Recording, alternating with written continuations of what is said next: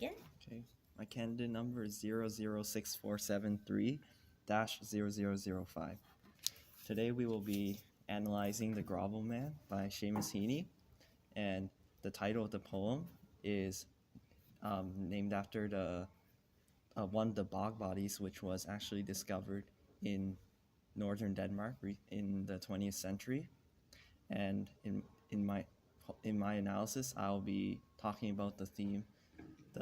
Staff and students, please thesis excuse that this Heaney interruption. tries We to have a prove large number of by students who using have just arrived off of a TTC bus that had language of a the fire Ireland's identity, emergency. and So how we would ask that you please Ireland allow itself your has students become into your violent class as they in the have midst of arrived the en masse ethno-nationalist and without a late slip so conflict, that we can process them. We will and be how processing them down here this in the main violence office. has However, they always will been a not be part of having Irish a late slip. identity. Please admit them to class And and we will adjust the an records important, down centrally. Thank my you. first And we argument apologize is for the that interruption. Heaney points out the difference in time between how the Grauballe Man has been preserved, and uses the imagery of the body as a means to tell the Irish people how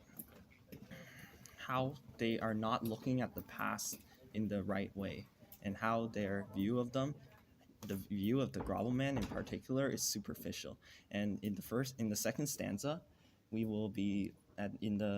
notice that there's a lot of imagery that is related to the color black. The basalt egg and the black river, and the bog oak.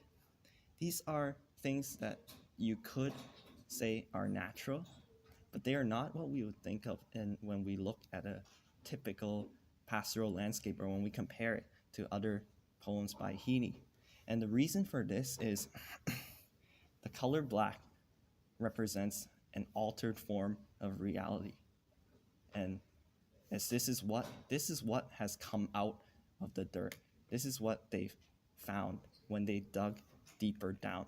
And in this way, we also understand that when he writes about digging down and looking deeper, he's actually talking about how we're looking into the past. And one example of how he proves this is in line 11 and 12, when he uses a rhyme scheme, foot and root, in lines 11 and 12 to describe the swan and the swamp. And when you compare these two lines, you don't really have any idea of how they are similar to each other. But then if you see the way that the rhyme is structured and the way that we are meant to read it, you understand that both of these things are they are underwater, and they're things that we don't see initially, and they're not what we think of typically when we think of either a swan or the swamp, the foot and the root. This is why Heaney intends to tell us that we have an imperfect view of the past, and also the fact that even though we try to look so deep, we look at the foot, it's still pretty close to the surface. So we are not digging that far deep, and we are still identifying these mistakes. And in the fifth stanza, in the progression of ideas, we see a change in tone of the poem. Although the poem itself, every stanza has this type of imagery, this warped imagery, in the fifth stanza, we now relate it to the human, rather than just the imagery of nature.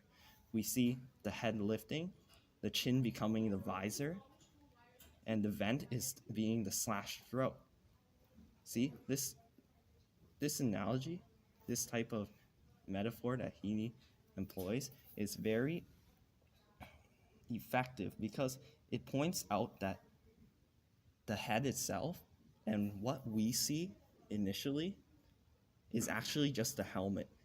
There's something underneath, and the only glimpse we see of this is the slashed throat. So this relates the violence to the idea of what we are not seeing. And this brings me to my second argument, which is, now that we've identified that the Irish people are not seeing deeper into the truth, what is the truth? And this is the idea of the violence. And we'll prove that by looking at stanza 7, which points out that he in which Heaney uses two rhetorical questions to compare the corpse and the body. And this rhetorical question as a device is rare in Heaney's poems. The point of this is to make us stop and think, especially with the parentheses around corpse and body. We understand that we're supposed to compare these two. Is the Grauballe man something that's in between the two, or is it something that's completely outside of it? Because both of these terms are wrong. They're not. We can't just describe it with one word. And this continues in the next poem. I mean, the next stanza, in which we really understand that the Grauballe man, even though he's been stuck in the ground for so many thousands of years, he still has features that can connect him to how humanity is today. The rusted hair, and especially the simile of the fetus. This idea that Ireland is like a naive child, how they have not changed since the times when people were still getting sacrificed and buried into the ground as a ritual. And especially in line 32, he compares the twisted face to that of the fetus before. So the use of punctuation here ends with the fetus, and then the next line talks about the twisted face. There must be a connection here. And this is why we understand that although, once again, we see that it's a superficial guise, the face underneath is still something that we can empathize with.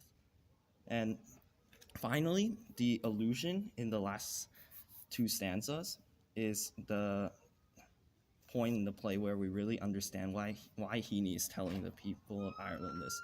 Understanding the dying Gaul lying on the shield, the beauty and the atrocity in line 43.